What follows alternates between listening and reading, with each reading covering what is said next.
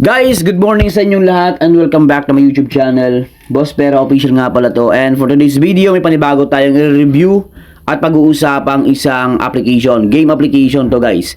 And syempre, discuss natin dito yung ways of earnings, yan mga kaibigan, at yung mga disadvantages and advantage para ma-aware kayo. Yan mga kaibigan, disclaimer lang tayo for educational content. So ngayon, gusto kong ipakita muna sa inyo yung pag-withdrawal natin dito. Check natin guys. Ayan, how to withdraw. So ito yung step by step full guide ko sa pag-withdraw dito nga. Check natin kung legit ba to or hindi tayo nagsasayang ng oras. Kung worth it ba. Ayan. So may 0.9 na ako dyan at wala pa ako na anong tawag dito. Wala pa ako ditong na-invite. So Gcash natin. Confirm. So dito mga kaibigan, lagay natin yung phone number natin or Gcash number. Double check natin. Ayan, first name natin, second name, last name, and yung amount na i-withdraw natin. At syempre, meron po yung 8 pesos na deduction fee or tax will be applied.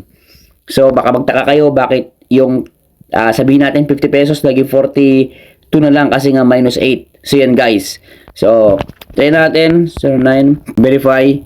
So, your withdraw details. So, congrats. Ito mismo yung lumabas mga kaibigan. Kapag nakapag-cash out tayo dito, lalabas na tong si transaction. Check natin yan. Ayan guys, on process yung payment. $0.90 po yan. So, mga nasa, sabihin natin, nasa 40 or, kasi deduction fee 8. Ayan. So, mga ganyan ang makakuha ko dito. So, check natin mamaya. So, yun na nga mga kaibigan. Ayan. So, check ko yung C transaction dito nga sa Nordic Conquest. Ayan. So, kumbaga, naging green. Green check na siya. Ibig sabihin, guys, pumasok na yung na-withdraw ko dito sa Gcash wallet ko. So, check natin ha. Check natin kung talagang legit. So, yung 0.9 na yan is minus 8 pa yan siya. So, ngayon nakita nyo dito. Ayan o.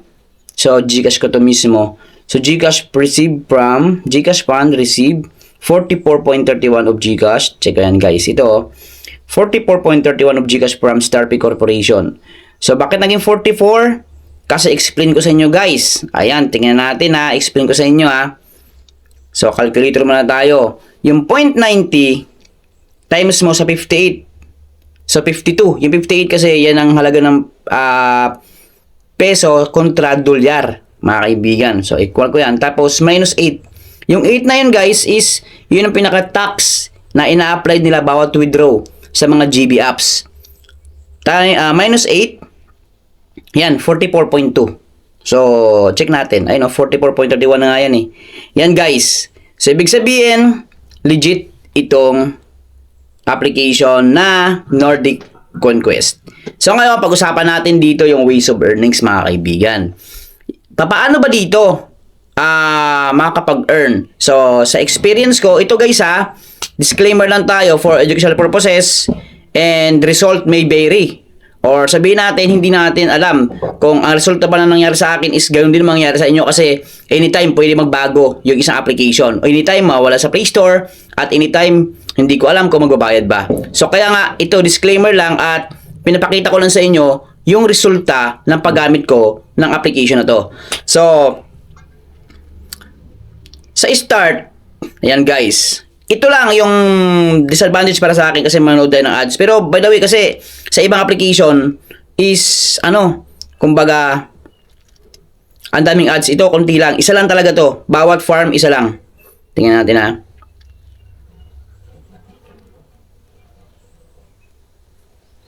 Fix natin. So, ayan guys. So, ito yung actual na farming ko dito nga sa Nordic Conquest, mga kaibigan. Kung napansin niyo, syempre sa mga baguhan pa lang dito, ito guys ha, sa mga baguhan pa lang na magsusubok or magta-try ng game app na to, is magtatanong syempre yan.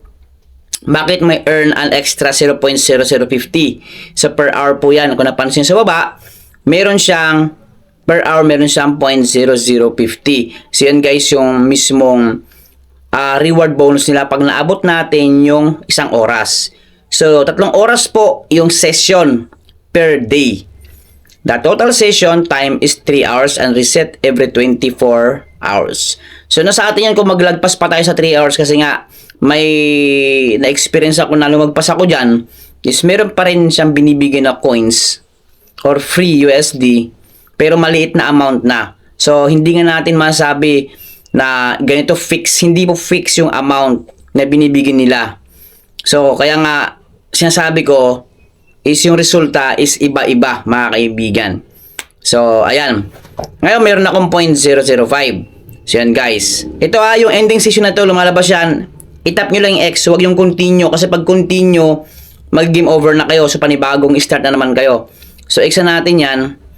So, naging 0.008 na. So, ito po mismo yung actual na, ito yung pinaka-main mechanics ng Nordic Quest. Ayan guys. So, X ko lang yan. Continue. Pag continue, lalabas yung reward ko. Ayan no. Earn bigger rewards. So, yan guys.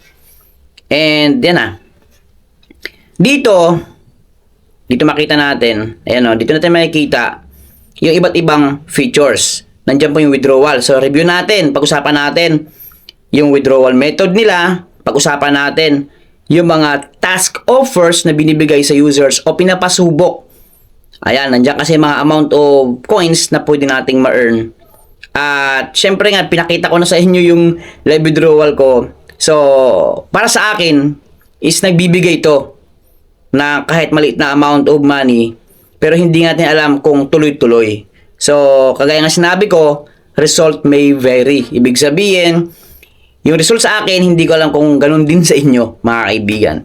So, ayan. Sa offer, dito mayroon silang in-offer sa bawat users. Ayan guys, kung napansin nyo sa task offers, grabe ang coins, ang lalaki. Kung napansin nyo, ang malaki masyado yung coins na binibigay. Pero hindi ganyan kadali kasi may mga proseso yan o requirements to apply para makapag makapag-earn ka ng libre. Sabagay, libre naman talaga to. Kaya lang, sinasabi ko lang dito guys is, para maka-earn ka dito, mga kaibigan. So, may social offer sila and other offers. So, kayo nang bahala mag-explore, mga kaibigan. So, unang-unang libre na naman to, user-friendly. Ito yung advantages, user-friendly, libre to, wala tayong subscription dito, no cash in, or no investment allowed or needed, mga kaibigan.